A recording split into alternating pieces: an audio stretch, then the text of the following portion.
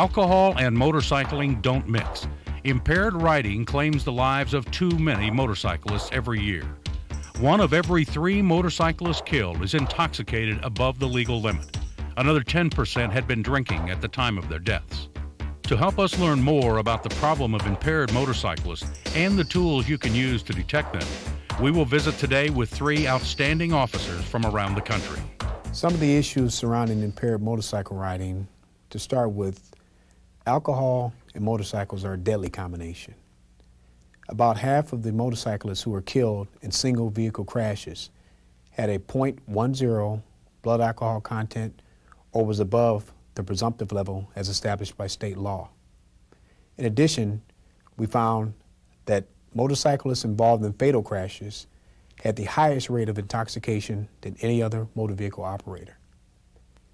We've made great strides in the detection of DUI. However, that pertains to passenger vehicles. With motorcycles, we've fallen just a little short.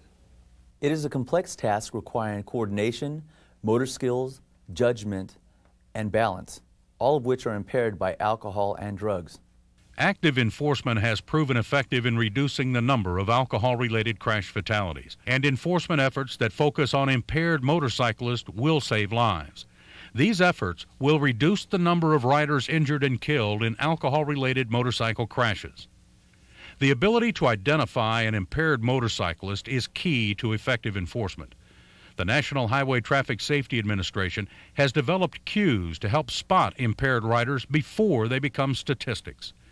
This program briefly discusses some of these cues and provides information on where to go to get detailed training on all of the impaired riding predictors. Detection cues for impaired motorcyclists are different than those of other motorists. The National Highway Traffic Safety Administration has developed a set of 14 cues to identify impaired motorcycle riders. These cues are divided into 2 separate categories: excellent predictors and good predictors. The first 7 detection cues are called excellent predictors.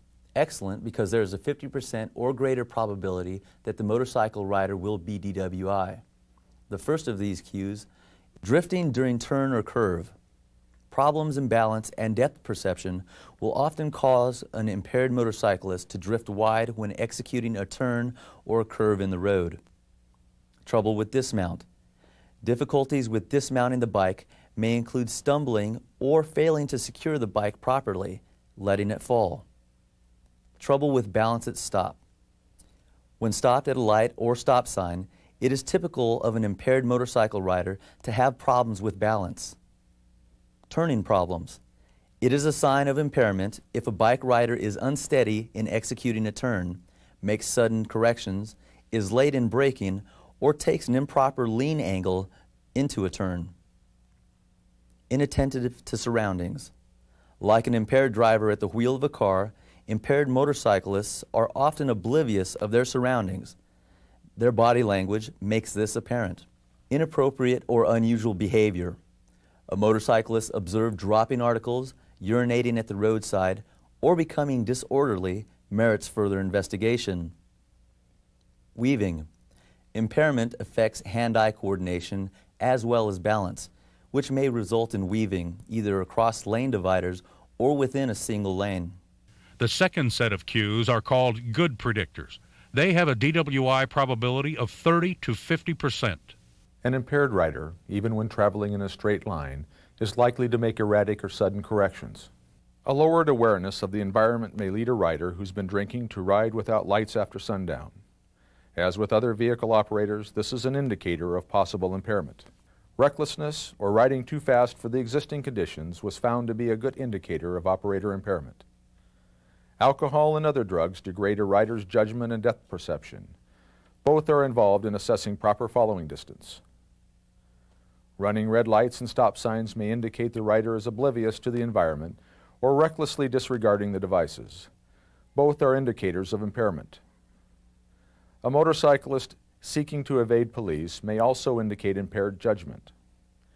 Like riding without lights at night and running stop signs, riding a bike the wrong way may indicate impairment. Obviously, it is also a potentially deadly situation.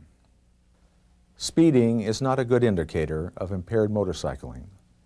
The probability of a speeding motorcyclist having a BAC of 0.10 or higher is only about 10%. How valid are these 14 cues? Let's ask Sergeant Rod Williams. Steps that were taken to validate the cues for detection started with research where NHTSA actually compiled over 1,000 arrest reports involving impaired motorcyclists. From those arrest reports, they looked at the rationale as to why the officers made the stops on the motorcycles. From there, they took those findings into over 50 sites throughout the nation where they developed these cues. Where does impaired motorcyclist enforcement fit into the big picture of impaired driving enforcement? Here's Captain John Deal. Law enforcement nationwide is working to support the national goal of reducing alcohol-related fatalities to no more than 11,000 by 2005. In December, the National Highway Traffic Safety Administration launched a national public information, education, and enforcement campaign entitled, "You Drink and Drive, You Lose." Twice a year, during the July 4th weekend and the National Holiday Lifesavers Weekend in December, law enforcement will be increasing their activities to detect the impaired motorist and motorcyclists. Impaired motorcycle detection cues have been incorporated into the standardized field sobriety testing training as a segment in the Vehicle in Motion section. You can contact your state highway safety office or your state law enforcement training agency for further training information. You can also contact the National Highway Traffic Safety Administration for further information, or you can obtain additional information on impaired motorcycling by going to the NHTSA website at www.nhtsa.dot.gov. The detection cues you've learned in this program are keys you can build an enforcement program around. Using them, you can identify impaired riders who are at risk and get the most out of your enforcement effort.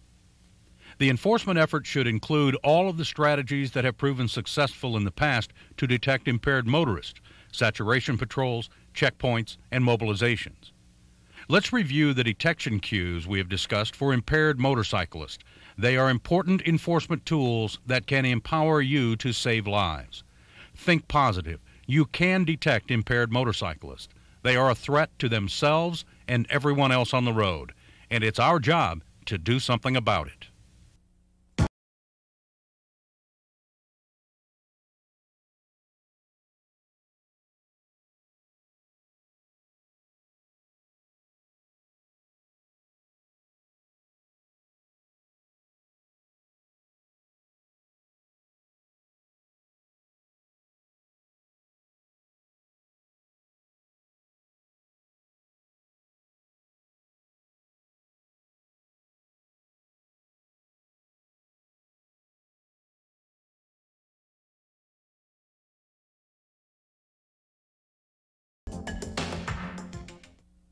For a more detailed look at these detection cues, please contact your training officer or your highway safety office. That's all the time we have today. On behalf of the National Highway Traffic Safety Administration, I hope you'll take these 14 detection cues with you and use them every day to make our roadways safer for all of us. Thank you and goodbye.